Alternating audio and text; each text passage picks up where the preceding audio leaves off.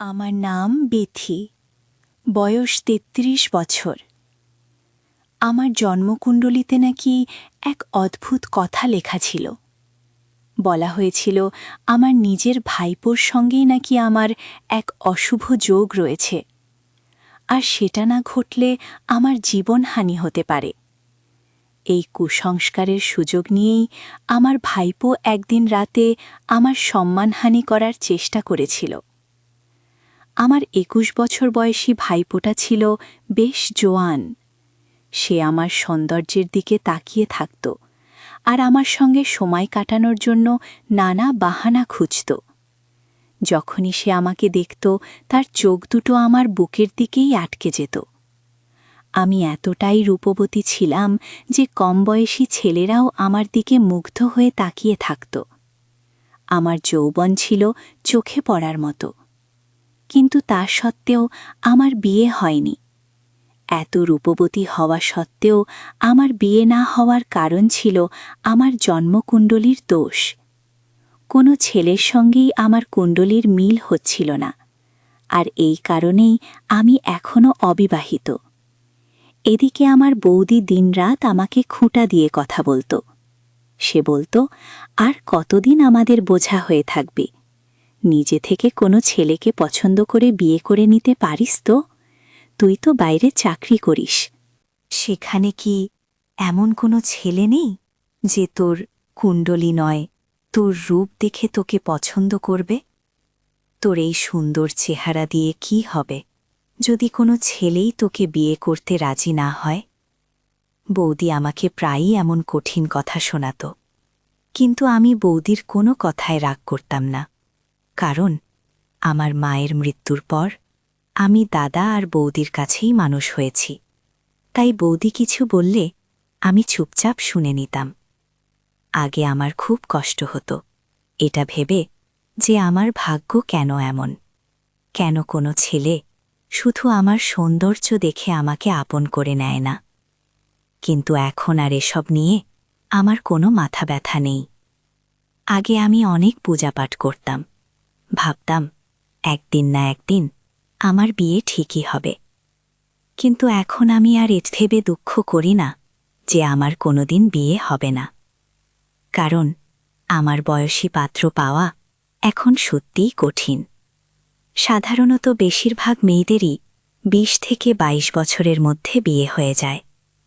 তাই একজন ৩৩ বছর বয়সী মেয়ের জন্য পাত্র খুঁজে পাওয়া খুব মুশকিল। একদিন রাতে আমি নিজের ঘরে কাজে ব্যস্ত ছিলাম। সেই সময় আমার ভাইপো আকাশ ঘরে এসে বলল, পিসি, তোমাকে দেখলে একদমই মনে হয় না যে তোমার বয়স ৩৩ বছর। তোমাকে তো ২২ বছরের মেয়েদের মতোই লাগে। আমি তখন আকাশকে বলেছিলাম, আমি তোর পিসি হই, তাই তোর মুখে এমন কথা মানায় না। অনেক রাত হয়েছে, এখন নিজের ঘরে গিয়ে শুয়ে পড়। আমার ভাইপো তখন ঘর থেকে বেরিয়ে যাবার আগে বলল, পিসি, এই কথাটা কিন্তু আমি বলছি না। আজ সকালে যে আমার বন্ধুটা এসেছিল সে তোমার ব্যাপারে এই কথা বলেছে, তাই আমি তোমাকে শুধু তার কথাটা জানাতে এসেছিলাম। আমি তখন আমার ভাইপোকে জিজ্ঞেস করলাম, তোর বন্ধুর নাম কি? সে বলল, তার বন্ধুর নাম নাকি প্রীতম। পরের দিন সকালে আমার অফিসে ছুটি ছিল, তাই আমি নিজের জামাকাপড় ধুয়ে বাড়ির পেছনের বাগানে মেলে দিচ্ছিলাম। সেই সময় দেখলাম আমার ভাইপোর বন্ধু প্রীতম আমার কাছে এসে বলল, বিথি ম্যাডাম কেমন আছেন? আমি পেছনে ঘুরে তাকাতেই দেখলাম চাঁদে ব্যাগ নিয়ে একটা ছেলে দাঁড়িয়ে আছে। আমি তখন জিজ্ঞেস করলাম, তুমি কি প্রীতম? সে তখন বলল, হ্যাঁ আমি প্রীতম। তাই আমি তখন প্রীতমকে বললাম, তুমি আমাকে নাম ধরে ডাকলে কেন? আমি তোর পিসি হই, তাই আমাকে নাম ধরে নাই পিসি বলে ডাকবে তুমি। আমার ভাইপো আকাশ যেমন আমাকে পিসি বলে ডাকে, তুমিও আমাকে পিসি বলেই ডাকবে। আর তুমি এখানে কি করছো? আমার ভাইপো তো কলেজের জন্য অনেক আগেই বেরিয়ে গেছে। প্রীতম তখন আমার হাত থেকে জামা কাপড়গুলো নিয়ে বলল, আমি আপনাকে সাহায্য করে দিচ্ছি। আমি তখন প্রীতমকে বললাম, আমার সাহায্যের কোনো প্রয়োজন নেই। আমি কারো সাহায্য নিয়ে কাজ করতে পছন্দ করি। আমি নিজের কাজ নিজেই করতে ভালোবাসি। তুমি এখান থেকে যেতে পারো। তারপর সেদিন রাতে আমি যখন খাওয়া দাওয়া করে নিজের ঘরে শুয়েছিলাম, তখন আমার মনে হলো যেন আমার পাশে কেউ একজন বসে আছে। এমনকি ঘুমের ঘরে মনে হলো কেউ যেন আমার শরীরে হাত বলিয়ে দিচ্ছে। চোখ খুলতেই আমি চিৎকার করে উঠলাম, কারণ আমার পাশে একটা ছেলে বসেছিল এবং অন্ধকারে তার মুখটা বোঝা যাচ্ছিল না। আমি চিৎকার করতেই সে দৌড়ে ঘর থেকে পালানোর চেষ্টা করল।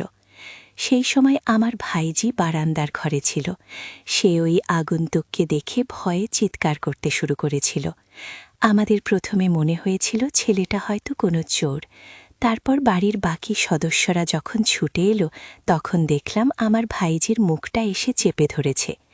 আমি আর সহ্য না করতে পেরে ওই চোরের চুলের মুঠি ধরে বললাম, আমার ভাইজিকে ছেড়ে দে। তারপর বাড়ির বাকি সদস্যরা দেখে সে খুব ভয় পেয়ে গিয়েছিল এবং আমার ভাইজিকে জোরে ধাক্কা দিয়ে বাড়ি থেকে পালিয়ে গেল। আমরা তাকে ধরার অনেক চেষ্টা করেছিলাম, কিন্তু পারিনি। তার মুখটাও অন্ধকারে দেখা যায়নি। কিন্তু আশ্চর্যের বিষয় হল, ওই চোর আমাদের বাড়ি থেকে কোনো কিছুই চুরি করেনি। সে শুধু আমার পরনের একটা পোশাক নিয়ে পালিয়ে গিয়েছিল। এদিকে আমার ভাইজি তো ভয়ে অজ্ঞানী হয়ে গিয়েছিল যখন চোরটা তার মুখ জোরে চেপে ধরেছিল। চোরটা পালিয়ে যাওয়ার পর আমার ভাইজির চোখে মুখে জলে ছিটে দিয়েছিলাম। তারপরে তার জ্ঞান ফিরেছিল। ওদিকে আমার বৌদি ও ভাইপো তো ভয়ে কেঁদেই ফেলেছিল। আমার দাদা যেহেতু বিদেশে থাকে, তাই সেদিন রাতে দাদা বাড়িতে থাকলে হয়তো আমাদের এতটা ভয় লাগতো না। সেদিন আমরা সবাই খুবই আতঙ্কিত ছিলাম। এদিকে আমার ভাইপোর সঙ্গে তার বন্ধু প্রীতম যখনই আমাদের বাড়িতে আসত, তখনই সেই ছেলেটা আমার সঙ্গে কোনো না কোনো অদ্ভুত কাণ্ড ফাটাত। সেদিন যখন আমি নিজের ঘরে বসে ল্যাপটপে কাজ করছিলাম, তখন সে আমার ঘরে ঢুকে বলল, আপনি দেখতে ভীষণ সুন্দর। আমি তো অবাক হয়ে তার দিকে তাকিয়েছিলাম। তারপর সে হঠাৎ করে আমার খুব কাছাকাছি আসার চেষ্টা করেছিল। আমি তখন নিজেকে সামলাতে না পেরে তার গালে একটা থাপ্পড় মেরে বলেছিলাম, তোর সাহস কি করে হলো? বেরিয়ে যা এখান থেকে। সেদিনের পর থেকে আমার ভাইপোর বন্ধু প্রীতম বেশ কিছুদিন আমাদের বাড়িতে আসেনি। কিছুদিন পর হঠাৎ একদিন আমাদের বাড়িতে এসে সুযোগ পেয়ে আমাকে বলল, আপনার সঙ্গে আমি বন্ধুত্ব করতে চাই। আর সেদিনের আচরণের জন্য আমি সত্যিই খুব দুঃখিত। আমাকে ক্ষমা করে দিন এবং আমার সঙ্গে বন্ধুত্ব করুন। আমি তখন প্রীতমকে বলেছিলাম, ভাইপো, তুমি এখন অনেক ছোট। আমার বয়সটা দেখেছ? আমি তোমার থেকে অনেক বড়। আমি তোমাকে নিজের বন্ধু বানাতে পারবো না। প্রীতম তখন বলল, পিসি, আমি বড় হয়ে গেছি, আমি আর ছোট নেই। আমি তখন তাকে বুঝিয়ে বললাম, তুমি আরও একটু বড় হও, তারপর আমি তোমাকে বন্ধু বানাবো। ছেলেটা মাঝে মাঝে এমন আচরণ করত যে তাকে দেখে আমার খুব বিরক্ত লাগত। একদিন বৌদি আমার ভাইপোকে বলল, তুই ওই প্রীতমের সঙ্গে একদম মেলামেশা করবি না। ওই ছেলেটাকে আমার মোটেও পছন্দ নয়। সঙ্গ দোষে তুইও খারাপ হয়ে যাবি, তাই ওই ছেলেটাকে আর আমাদের বাড়িকে নিয়ে আসবি না। আমার ভাইপো আকাশ কিন্তু খুব ভদ্র এবং সহজ সরল ছিল, কিন্তু তার বন্ধুটা মোটেও তেমন ছিল না। সে যেহেতু বাইরে থেকেই শহরে পড়াশোনা করার জন্য এসেছিল, তাই সে পেইং গেস্ট হিসেবে থাকত। আর মাঝে মাঝেই কোনো না কোনো অজুহাতে আমাদের বাড়িতে হাজির হতো। আমার ভাইপো বুঝতে পেরেছিল যে ওই ছেলেটিকে বাড়িতে নিয়ে এসে সে অনেক বড় ভুল করেছে, কারণ ছেলেটা প্রায় প্রতিদিনই আমাদের বাড়িতে চলে আসত। আমার খুব আশ্চর্য লাগত যে একটা ২১-২২ বছরের ছেলে কিভাবে আমাদের মতো বয়সী মেয়েদের দিকে এমন নোংরা দৃষ্টিতে তাকাতে পারে। আসলে কিছু কিছু ছেলেফাঁটি যারা তাদের থেকে বেশি বয়সী মেয়ে ও মহিলাদের প্রতি আকৃষ্ট হয়। এদিকে আমার বৌদি উঠতে বসতে সারাক্ষণ আমাকে কোনো না কোনো কথা শোনাত। এমনকি আমি অফিসের কাজে এতটাই ব্যস্ত থাকতাম, সবসময় বৌদির কাজে সাহায্য করতে পারতাম না। তাই বৌদি সেটা নিয়েও আমাকে কথা শোনাত আর বলতো, আমি তো এই বাড়ির কাজের লোক আর তুই হলি মহারানী। তুই শুধু বসে বসে খাবি আর আমি সমস্ত কাজ করে নিজের শরীরটাকে শেষ করব। তুই তো অফিস থেকে এসে একটু সাহায্য করতেই পারিস, ভাষণগুলো তো মেজে দিতে পারিস। আমি যথেষ্ট সাহায্য করতাম বৌদির কাজে কর্মে, কিন্তু বৌদি চাইতো আমি যেন সংসারের সমস্ত দায়িত্ব নিজের কাঁধে তুলে নিই। সেটাও করতে আমার কোনো আপত্তি ছিল না, কিন্তু অফিসের কাজের চাপে আমি সংসারের জন্য সময় দিতে পারতাম না। অথচ আমি যা বেতন পেতাম তার বেশিরভাগটাই আমার ভাইঝি ও ভাইপুর টিউটনে খরচ করতাম। তাদের পকেট মানি থেকে শুরু করে বাইরে ঘুরতে যাওয়া, জামাকাপড় কেনাকাটা, এই সব কিছু টাকাই আমি দিতাম। একদিন প্রীতম যখন আমাদের বাড়িতে এসেছিল তখন আমরা সবাই তাকে দেখে খুব হেসেছিলাম, কারণ সে এমনভাবে সেজেগুজে এসেছিল যে তাকে একটা সঙ্গের মতো দেখাচ্ছিল। আসলে সে আমার সঙ্গে নিজেকে বড় প্রমাণ করার জন্য বড়দের পোশাক পরে এসেছিল।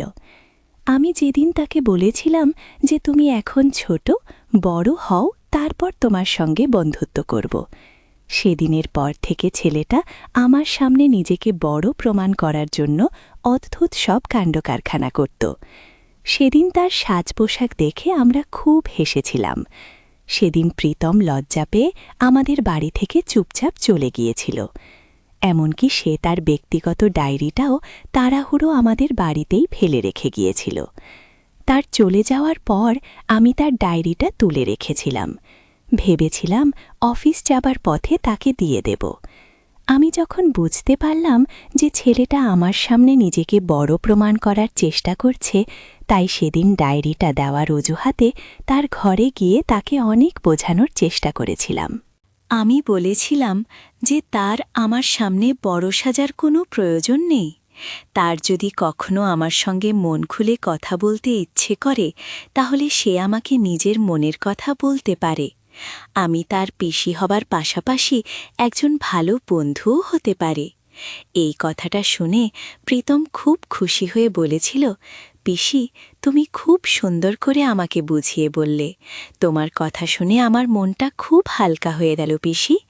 তুমি যদি আমার কথায় কিছু মনে না করো তাহলে আমি কি তোমার সঙ্গে একটা ছবি তুলতে পারি? আমি ভেবেছিলাম একটা সেলফি তুললে যদি ছেলেটা খুশি হয় তাহলে ক্ষতি কি? আমি তো স্বপ্নেও ভাবতে পারিনি যে ওই ছেলেটার মনে আমার জন্য এত নোংরা চিন্তাভাবনা ছিল। সে যখন আমাদের বাড়িতে আসতো তখন আমার বুকের দিকে ঘুরে ঘুরে তাকাত, অথচ বাড়িতে তো আমার ভাইজিও ছিল। সেও যুবতী ছুঁয়ে উঠছিল। প্রীতম আমার ভাইজির দিকে তাকাতো না, তার নজর কেবল আমার দিকেই থাকত। ডায়েরিটা দিয়ে আমি যখন বাড়ি ফিরে এসেছিলাম তখন বৌদি আমাকে বলেছিল, তোর আজকে অফিস ছুটি, তাহলে তুই বাইরে কোথায় গিয়েছিলি? বাড়িতে থেকে আমার কাজে একটু সাহায্য করতে পারতিস। আমি তখন মাথা নিচু করে চুপচাপ নিজের ঘরে চলে এসেছিলাম।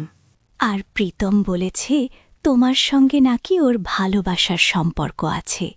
তাদের কথা শুনে আমার মাথায় যেন আকাশ ভেঙে পড়ল।